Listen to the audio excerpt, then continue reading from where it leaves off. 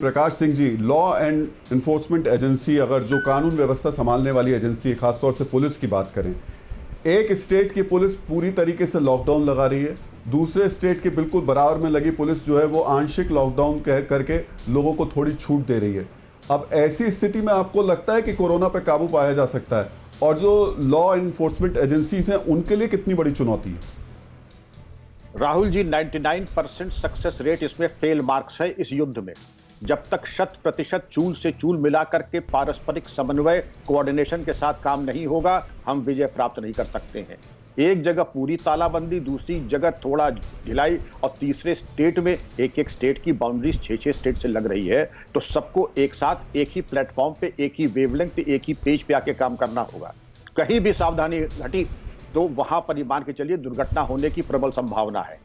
Corona और pandemic fatigue भी set इन हो रहा है। इस बात को हम पूरे सम्मान के साथ कोरोना वॉरियर्स का नमन करते हुए कि उन्होंने एक मिसाल कायम की है, लेकिन जो भी पुलिस लीडरशिप है, प्रशासनिक लीडरशिप है, उसको ध्यान देना होगा राहुल जी कि पैंडेमिक फैटीग, उनकी जो शरीर की अनिवार्यताएं हैं, पारिवारिक जिम्मेदारियां हैं, उसको दृष्टिगत रखते हुए कार्रवाई करनी होगी। और उसके संकेत दिखाई पड़ रहे हैं, अप्रिय घटनाएं हो रही हैं। एक यूपी के जनपद की एक दुर्घटना थी कि एक क्षेत्राधिकारी ने इस्तीफा तक दे दिया। ये चीजें बहुत अप्रिय हैं, कटु हैं, लेकिन यथार्थ हमें इसको देखना होगा कि मानवीय दृष्टिकोण अपनाते हुए ये कोर्ट मार्शल और मार्शल लॉ की स्थिति नहीं है।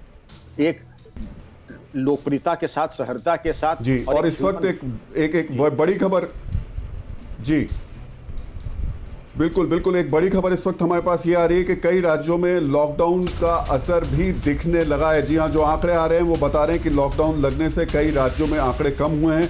महाराष्ट्र, उत्तर प्रदेश और उत्तर प्रदेश में रोज़ाना जो है वो केस घट रहे हैं। दिल्ली में भी कोरोना के रोज़ाना केस कम हुए। जी हाँ, जहाँ लॉकडाउन लगाया जा रहा है या आंशिक लॉकडाउन लगाया जा रहा है वहाँ पर इसका इम्पैक्ट देखने को मिल रहा है। विवेक हमारे साथ है, मेरे सहयोगी।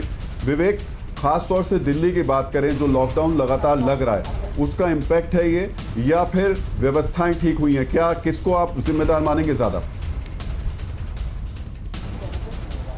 देखिए, बात की जाए तो कहीं ना कहीं लॉकडाउन का असर जो है वो देखने को मिल रहा है, क्योंकि व्यवस्था की बात की जाए तो अभी भी लोग जो है सड़कों पर घूम रहे हैं ऑक्सीजन की कमियों के चलते, और लगातार देखा जा रहा है कि अस्पतालों में बेड नहीं है। तो ये कह सकते हैं कि लॉकडाउन लगा है, उसकी वजह से लोग सड़कों पे कम निकलने लगे हैं, और यही वजह है कि केसेस थोड़े कम आने लगे हैं। लेकिन डेथ रेट की बात की जाए तो 448 डेथ रेट सामने आ रखा है, तो उससे ये भी अंदाज़ा लगा सकते हैं व्यवस्था कितनी अच्छी हुई है।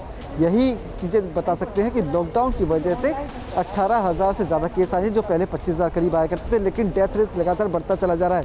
पहले 300 करीब था, फिर 350 हुआ, फिर 400 हुआ, अब 448 तक पहुँच चुका है। अस्पतालों के हाल बेहाल है, लोग मरीज जो है बाहर बैठे रहते हैं, कई लोग ऐसे हैं जो ऑक्सीजन की वजह से दम तोड़ देते हैं। तो व्यवस्था की बात नहीं है, यहाँ पे लॉकडाउन की खासियत बताई जाएगी कि लॉकडाउन लगा है, इसकी वजह से केस थोड़े कम आने लगे। निश्चित तौर पर व्यवस्थाओं की स्थिति वाकई बहुत ज़्यादा ख़राब है। दिल्ली में ना ऑक्सीजन मिल पा रही, ना बेड मिल पा रहे, ना वेंटिलेटर मिल पा रहे हैं। निश्चित तौर पर लॉकडाउन का ही असर है। विवेक, अड़ी सोमवार से शुक्रवार शाम 6 बजे सिर्फ TV9 भारतवर्ष पर।